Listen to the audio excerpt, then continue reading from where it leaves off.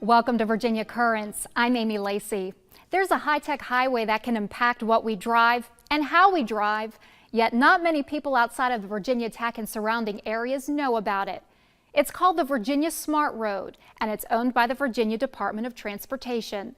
Built in 2001, the Virginia Smart Road is a highly innovative tool used by car companies, tech suppliers, and the state and federal departments of transportation. They use it to research things like human behavior behind the wheel, automated car technology, weather conditions, commercial drones, and so much more. We visit Virginia Tech Transportation Institute to see what makes the Virginia Smart Road so smart.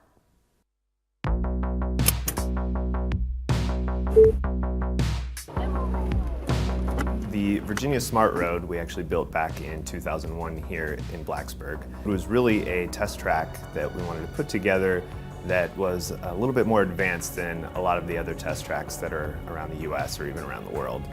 And the reason why we called it the Smart Road is that at the time we had layered in new sensors, had a lot more advanced communication capabilities, and some of the big parts that are most interesting are the fact that we can create rain, fog, snow, and really recreate about 95% or more of the overhead roadway lighting in the US.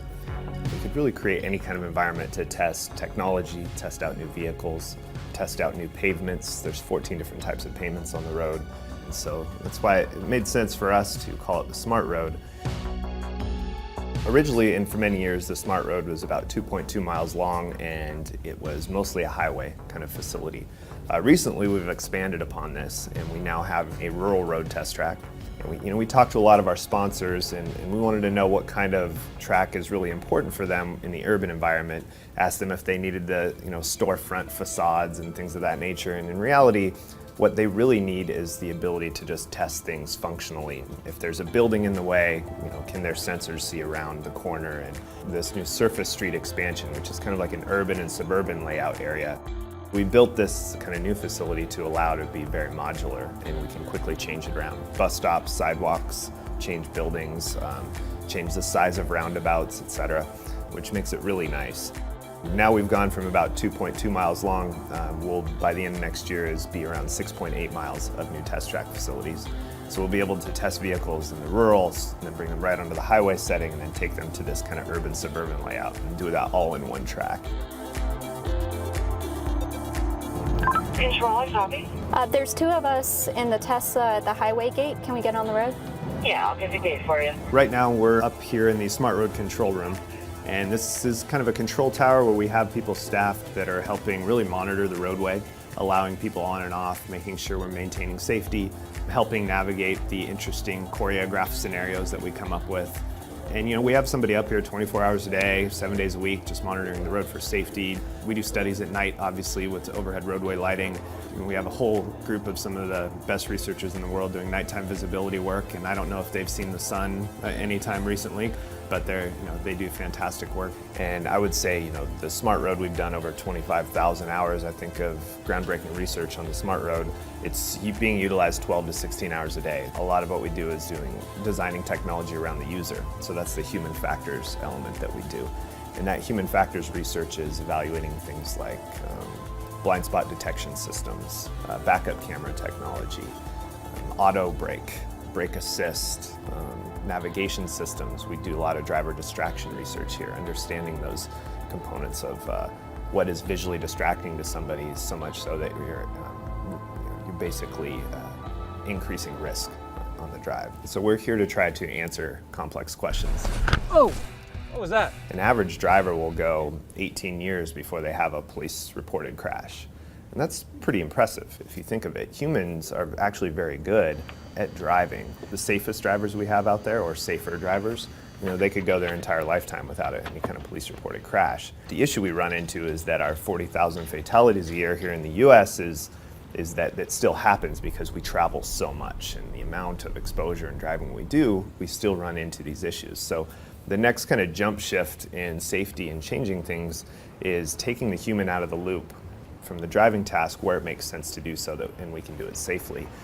We build a lot of cars here, take cars and we automate them ourselves and change how they work so that we can create different scenarios. We will create some of these cars to actually self-drive but actually do it poorly. A lot of what we do is psychological research, and so we will set expectations for new people that, let's say, have not had experience with self-driving vehicles. We'll set the expectation that they're going to ride in one, but it doesn't work very well at all. And then we'll let them ride in it and it works great. And then we'll go ahead and look at how they use the car in that situation. And then we'll reverse it. We'll tell them that they're going to be in a fantastic self-driving vehicle. It does wonderfully.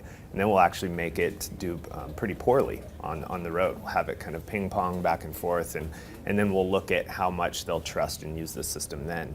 And these are all kind of these research questions that we want to know, is how much do we need to educate and how much do people need experience with these vehicles?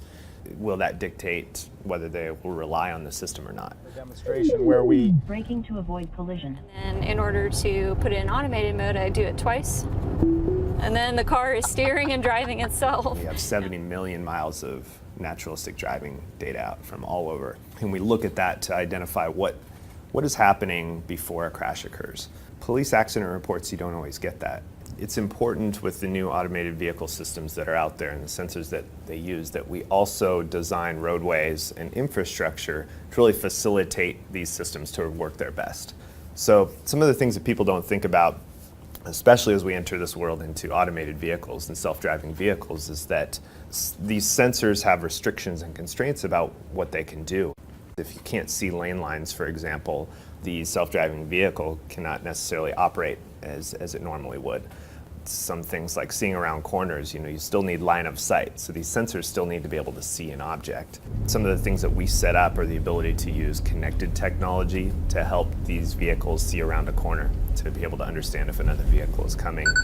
Another thing is, if you have water on the roadway, covers up these lane lines, then you have headlights and it's nighttime, you can actually completely lose lane lines, both visually from the human perspective, but also the sensors and cameras and technology that we have, they kind of disappear.